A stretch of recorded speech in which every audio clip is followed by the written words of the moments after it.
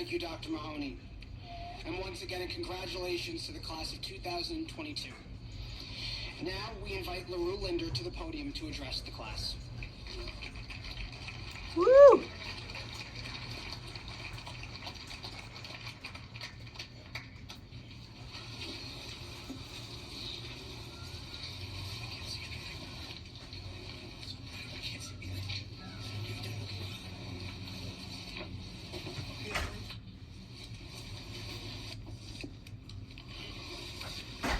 Good afternoon to all administrators, teachers, coaches, parents, family members, and of course my fellow students in the class of 2022. It is an honor to deliver this speech and convey what this incredible institution means to me and my colleagues. I'd also like to take this moment to thank my parents and family, as well as all of our parents and loved ones. None of this would be possible without their commitment to us and everything they do in order for us to succeed. Growing up, I was not familiar with Bergen. Before 6th grade, I had never even heard of Bergen Catholic, and coming here wasn't much of a thought before 8th grade. I vividly remember Mr. Rosa talking to my parents and I about this brotherhood and why it is so special. The word brotherhood was thrown at my parents and I, and at the time I could not grasp what they were speaking of. It seemed like a cliche word the school threw around in order to attract students. Upon arrival, I quickly discovered that the concept of brotherhood was far more than an empty phrase or meaningless cliche. Over the last 4 years, as I moved through these hallowed halls, the meaning of what Mr. Rosa and many others meant by the brotherhood slowly became apparent to me.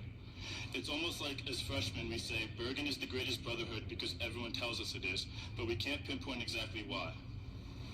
However, as we spend time here and in this community, it seeps into us and becomes ingrained in you. There are a few moments that stand out to me that exemplify why this brotherhood is so incredible. I think about just a few months ago after school, Giancarlo had an issue with his car which prevented it from starting. A group of kids huddled around his car trying to figure out how to jumpstart it. As you can probably guess, we were unsuccessful before Giancarlo's dad showed up, but it's the thought that counts. On a more serious note, in times of sadness and strife, this community works to uplift its members. I think about the death of Kyle Egan, our sophomore year, and how we rallied in support of his loved ones. The scene of the crazies fully decked out in orange will forever be etched in my mind. But also, after the game, despite the loss, the crazies to the final, we love Kyle chant. At the time, the result of the game didn't matter. It was about coming together as a community and as a brotherhood to uplift each other through a difficult time.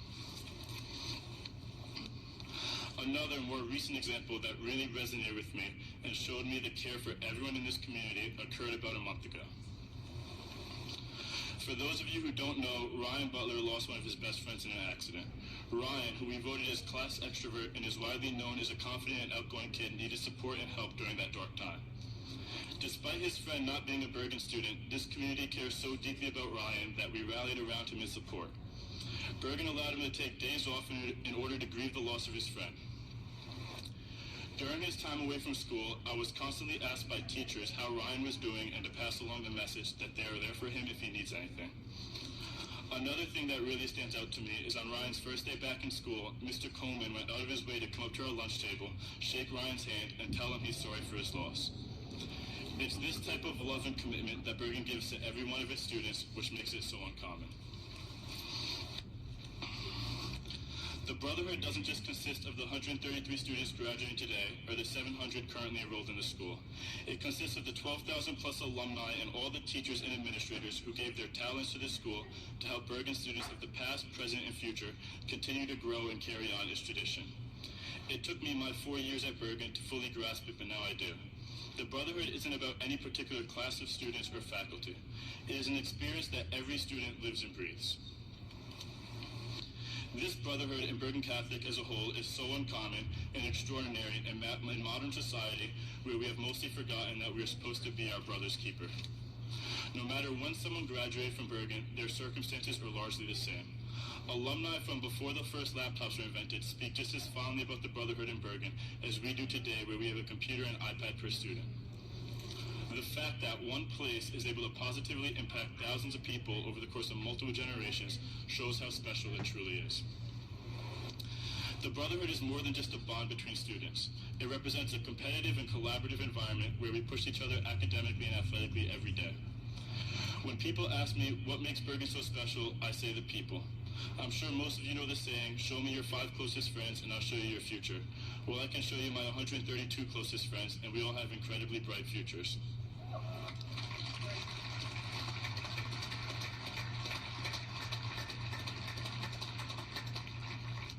As a class, we came together to become a part of this brotherhood, and not only did we join the community of excellence Bergen has created, but we enhanced it.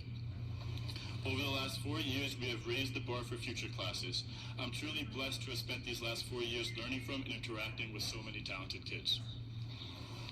This year was filled with many accomplishments. 4 state championships with the potential for another in track. Our football team finished number 1 in New Jersey and 3 in the nation after beating Bosco in the state championship.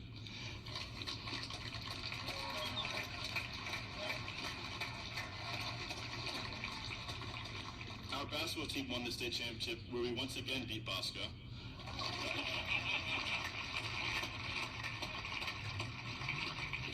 Our wrestling and golf teams also took home state championships.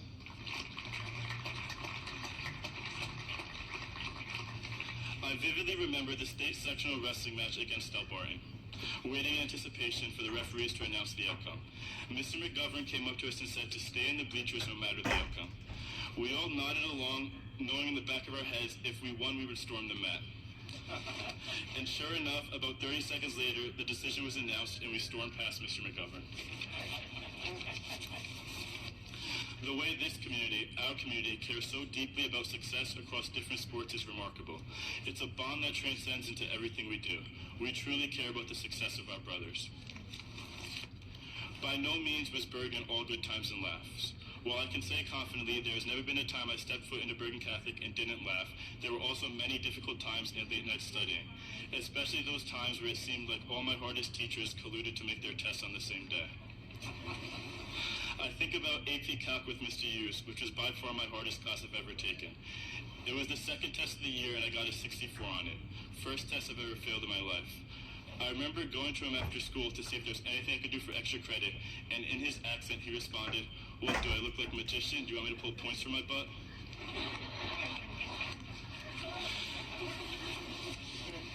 In all seriousness though, it's classes like these that Bergen provides which prepares us for college and gives us the upper hand on kids coming from other schools. Another special thing about Bergen that people often overlook is its diversity. It is an incredibly diverse school where we learn many different perspectives because we are all not kids from the same town. I was having a conversation with Joe Matone in the back of Mrs. Sorrentino's class, and he said something that stuck with me. He said his favorite thing about Bergen is that all his best friends come from vastly different backgrounds. We have classmates who live in gilded palaces and other classmates whose parents sacrifice everything in order to send them here, and everything in between. This gives us an enhanced perspective on the world around us as we meet and work with people from a multitude of backgrounds. Not only do we recognize how special this place is, but others do as well. When I visited different colleges and went to different football camps this summer, I was always recognized by other kids because of my shiny chrome helmet. I'd get remarks such as, "You guys are really good," or "What is it like to play at Bergen?" And in a weird way, by simply just showing up in our esteemed chrome helmet, it made many respect me. I also got similar remarks from people in Sarasota Airport during our IMG baseball trip and from my future teammates at college next year. It is important for us to realize how fortunate we are to have had the opportunities we did over the last 4 years, because while it is our normal because we are living it, it is not normal to be looked up to from strangers of all ages and from different states simply because of the high school you go to. Now I challenge us not to be recognized and respected because we wear a shiny helmet or play in big rivalry games, but to instead be recognized as a Bergen alum by our character and actions towards those around us. It's these principles that this place instills in us which should make those around us respect us.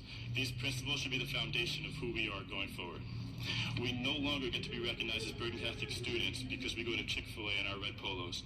Now it is time to be recognized as alumni because of our actions and how we affect those around us. In fact, this past Wednesday, I stopped at Dunkin' Donuts on Forest for a coffee in my polo before graduation practice, and I was with AJ so he could attest to this.